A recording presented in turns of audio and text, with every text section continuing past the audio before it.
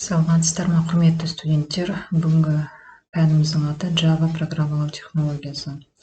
Яғни осы пәнімізден дәріс сабақтарына шолу жүргізіп өтейік. Курстың мақсаты Java заманауи нысанды бағдарланған программалау тілі туралы білім алу және программалаудың негізгі тәсілдерін меңгеру.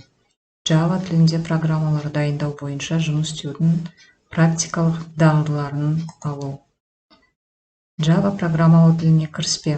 Java тілі бұл интернет желісінде жұмыс істейтін объектілі бағытталған платформалы тәуелсіз желі ішінде жұмыс істейтін тармақталған қосымшалардың өңдеуіне қолданылатын программалау тілі.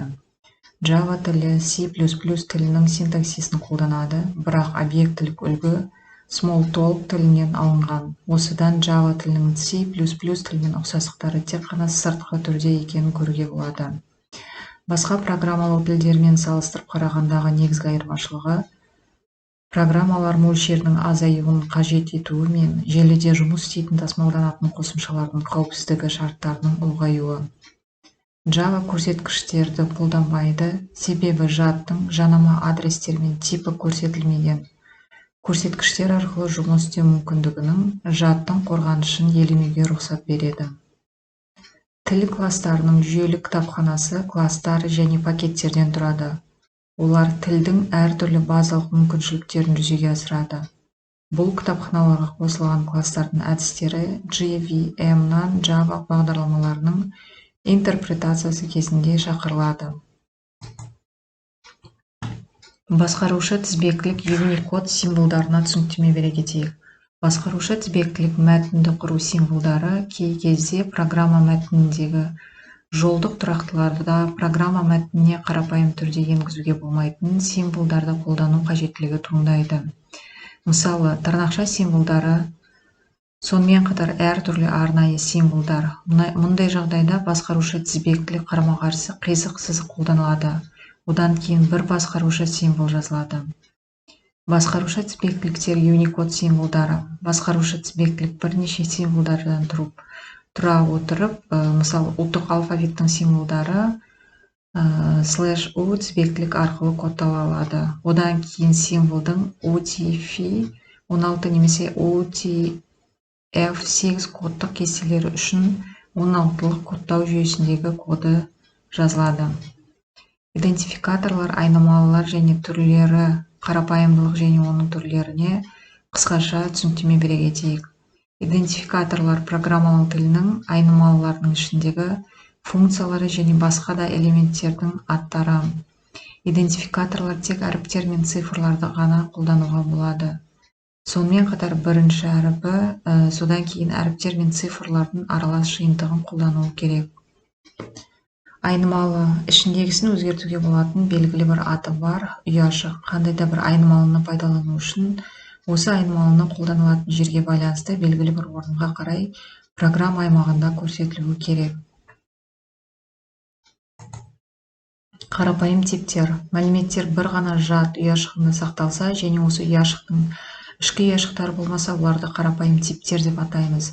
Жад ұяшықтарында мәліметтердің өздері емес, тек қана осы мәліметтердің адрестері, яғни мәліметтерге сілтемелер болса, онда оларды сілтемелі типтер деп те атаймыз. Бағдарлама мәтінінде int типті сандардың аймағынан асып кететін сандық литерлік тұрақты long типін беру үшін санды жазғаннан кейін L әрпін қою қажет. Басқа жағдайлар кезінде барлық бүтін санды типтер үшін мән қарапайым түрде көрсетіледі және ол int типіне ие болады деп есептелінеді. Бірақ санды int типіне меншіктеу барысында ол автоматты түрде long типіне ие болады. Бүтін санды шамаларымен жұмыс істеу үшін арналған негізгі операторлар. Төменде көрсетілген барлық операторлар операнд деп аталатын екі бүтін санды шамаларға әсер етеді. Операторлардың іс-әрекетінің арқасында бүтін санды нәтижесі орнына қайта келеді. Келесі көрсетілген мысалдарымызда i және j бүтін санды өрнектерді білдіреді. Java'да char типі жекелеген символдарды сақтауға арналған болса, C және C++ тіліндегі секілді бағдарламаларда сандық болып табылады. Символдық типтің айнымалысына бірдей тырнақшаға алынған немесе Unicode басқарушы тізбектіліктің кодтаушы символы болып табылатын бір символды меншіктеуге болады, немесе Unicode символының сандық кодын меншіктейді. Төменде көрсетілген барлық операторлар операнд деп аталатын екі бүтін санды шамаларға әсер етеді. Оператордың іс-әрекетінің арқасында бүтін санды нәтижесі орнына қайта келеді. Және төменде біздің көрсетілген мысалдарымызда и және J бүтін санды өрнектерді білдіреді.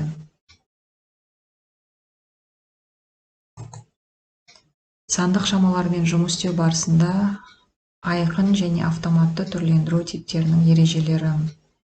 Компьютер аппараттық деңгейде бүтін санды математикалық есептеулерді тек қана int немесе long шамалармен ғана жүзеге асырады. Бұл кезде негізгі математикалық операцияларға қосу, алу, жұлдызша, процент операндылар бір типті болуы қажет. Сондықтан да операндылардың әртүрлі типті немесе байт, шот, немесе char типті болған кезде типтердің автоматты түрлену ережесі іске қосылады. Яғни байт, шот немесе char типтерінің шамалары үшін алдымен int типіне түрлендірілу жүргізіледі. Содан кейін ғана олардың операнд ретінде ауыстырулары жүзеге асырылады. Осыған сәйкес Java-да аппараттық деңгейде заттық шамалармен жұмыс істеу барысында float және double типті операндылар ғана қолдануға болады.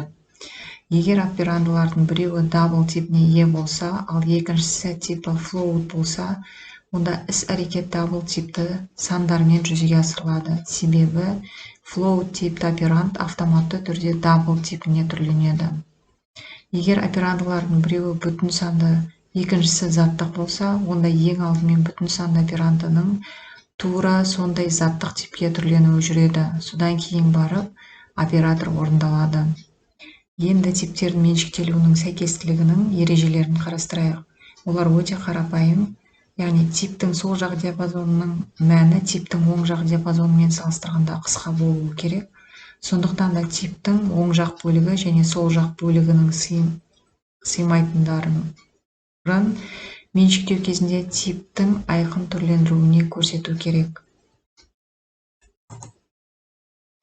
Яғни бүгінгі біздің өткен тақырыбымыз бойынша қысқаша бақылау сұрақтары берілген.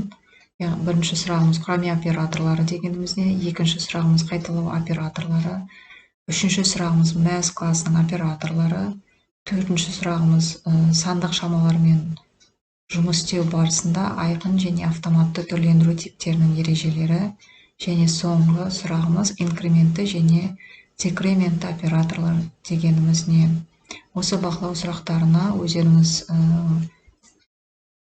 жауабын жазып, кері байланысқа шығып, Платонус платформасы арқылы бақылау сұрақтары бойынша жауаптарыңызды жіберсеңіздер болады. Бүгінгі пәніміз бойынша қысқаша шолуымыз осы. Тыңдағандарыңызға рахмет.